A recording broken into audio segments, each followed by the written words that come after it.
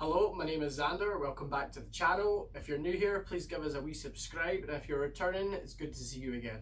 In today's video, we are going over the impending ammo shortage of 2021. Now, while you may have not noticed it in your local area, some places in Canada have started to get hit by the ammo shortage that has been affecting America for the last year. So obviously the big disclaimer being, if this hasn't affected your area, then you don't need to worry right now, but you should. So while it hasn't hit us fully yet, there are signs of it showing. I know in my own local area, the Canadian Tire has completely stopped selling firearms and ammunition. The first signs of an ammo shortage in Canada started to show in my area about 10 months ago. This was partially brought on due to the May the 1st ban and the world pandemic. Basically, for both reasons, people have been buying up more ammo than they normally would. The global pandemic has really slowed down manufacturing. Even though they're making more lines and employing more people, they still have to abide by all the same rules that we all do. So availability can be really spotty right now. In some areas it is better than others. My local Canadian Tire doesn't even stock ammunition anymore, so I have one store close to me that sells it, and if I want to get it from anywhere else, I have to travel quite far or buy from online. But if you live in an area with lots of stores, then you don't need to worry right now. Across the border in America, I've seen lots of pictures and videos of empty shelves that I'm going to show you right now. This is a really good foreshadowing of what we can expect as we go deeper into the global pandemic. So where did it all go? Well, people have been stockpiling it since the pandemic started. They also started stockpiling it after the May the 1st ban because people have been afraid that, that anything could go illegal at any minute. Typically, people have been buying larger amounts than they normally would and not trading as much, so they're holding on to it and building up fairly big stockpiles. Now, a large stockpile, is very different for different people. Some people might consider 1,000 rounds a lot of ammunition, but you could go buy a brick of 1022 for less than $100. Are they still making the ammo? Yes, they are. Actually, they're making it at increased rates, but they still have to abide by some new restrictions. So things at the factories are slowing down even though they've employed more people. But they are trying to keep up with demand, and they definitely aren't stopping. It's mostly restrictions with manufacturing and shipping. People haven't been training and plinking as much because they're afraid that their ammunition supply will run dry and then they'll have nothing. So why hasn't it hit Canada yet?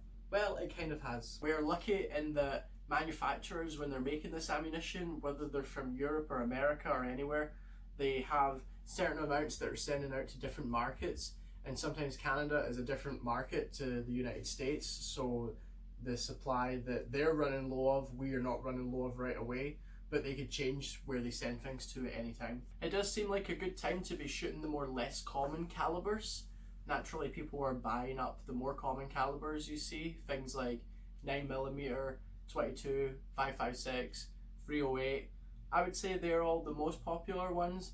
There's many more that people will want to add into the list. Some of the calibers that seem to be doing better right now, because not as many people use them, are 38 Special, 45 ACP, 7mm, and 22 250.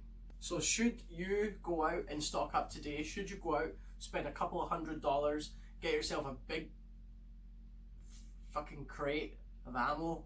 There is a lot of valid reasons to want to have a lot of ammo. You might use it for hunting, you might use it for, that's your recreation, that's your fun, that's what you go out and do at the weekend. You don't ski or play chess, you go out and you shoot paper at the range.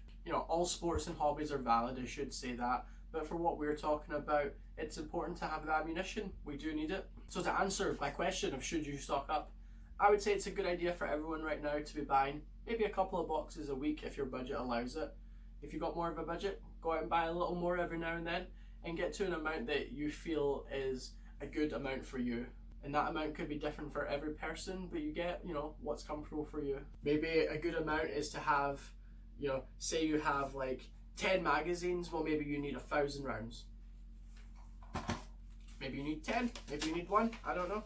So how can you still train when there's not as much ammo available, or you don't want to use your stockpile? Well, there's a couple of different ways. Dry fire is life and everyone should be doing it. Everyone that owns a firearm should be dry firing regularly.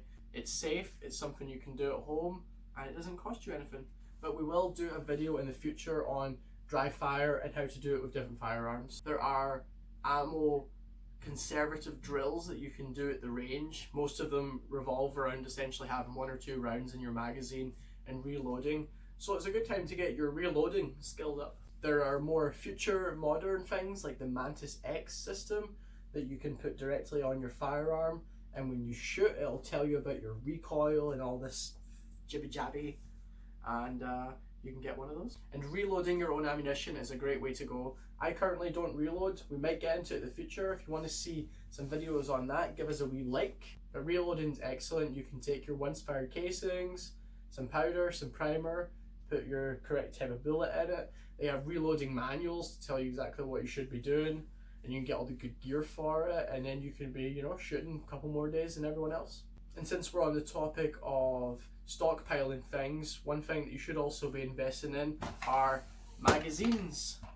There's a couple of different types of magazines here. We have a cross mag.